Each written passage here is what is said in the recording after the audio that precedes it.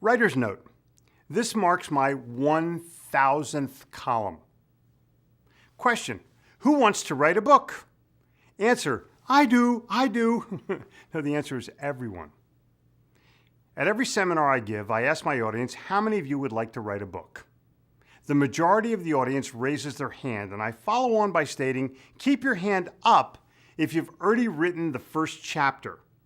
Almost every hand goes down. 1 or 2 hands out of 1,000 will remain up. Seems as though there's a big difference between wanting and doing. Personally, I never wanted to write a book.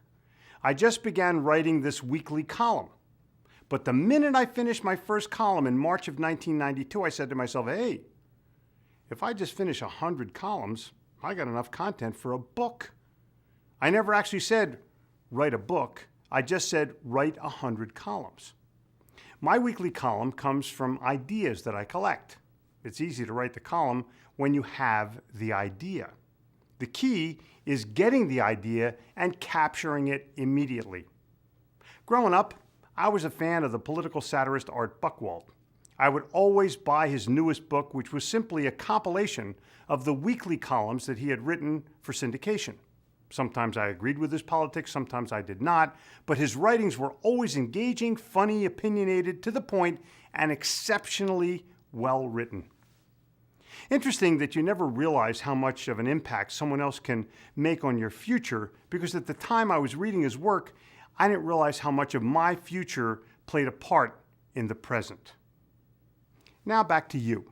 You want to write a book? Well, if you're like most people, your book will fall into one of 3 categories. Number 1, how to. Number 2, a novel. And number 3, the story of your life or the story of someone in your life. Whatever the type of book or the subject, I'd like to throw a few ideas and challenges at you that may change your response to how many of you want to write a book. How many of you have the first chapter written from hand up, hand down to hand up, hand up? Whatever you want to write about, the first thing you have to do is determine the overall content, the big picture of what the book is about, in a paragraph or 2. The second thing you have to do is create a title, even if it's not the final title, and a subtitle. The subtitle more clearly defines the title and the content. You need a solid descriptive subtitle so that if your book is entitled, Who Moved My Cheese, it won't find its way into the cooking section. The next thing you need to do is create a table of contents. Whether your book is fiction or nonfiction, it needs to go from beginning to end in some kind of sequential order. A table of contents helps determine the flow as well as the structure. The table of contents also helps to define the book in your mind. It coagulates your ideas, taking them from jelly to jello.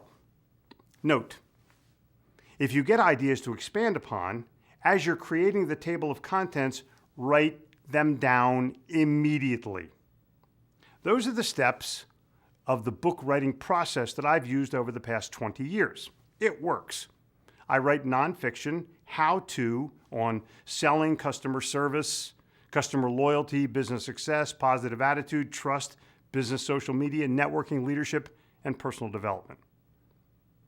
I wrote 11 books in my first 20 years of writing, and I have the outline of content, title, subtitle, and table of contents for the next 10.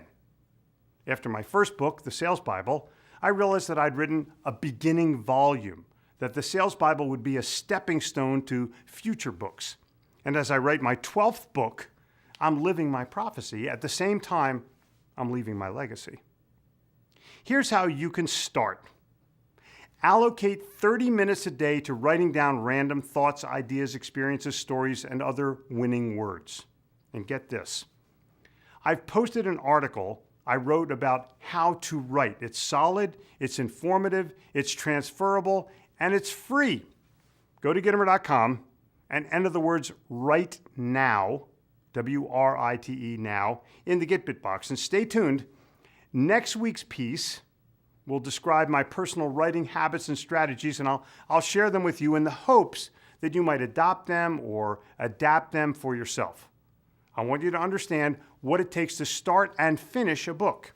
If you're serious about writing, then keep this piece. I'm doing it in video and audio, but it's also in written form. And print out a copy and keep it by your writing table or on your desktop to use as reference when you begin to complete what will become your legacy.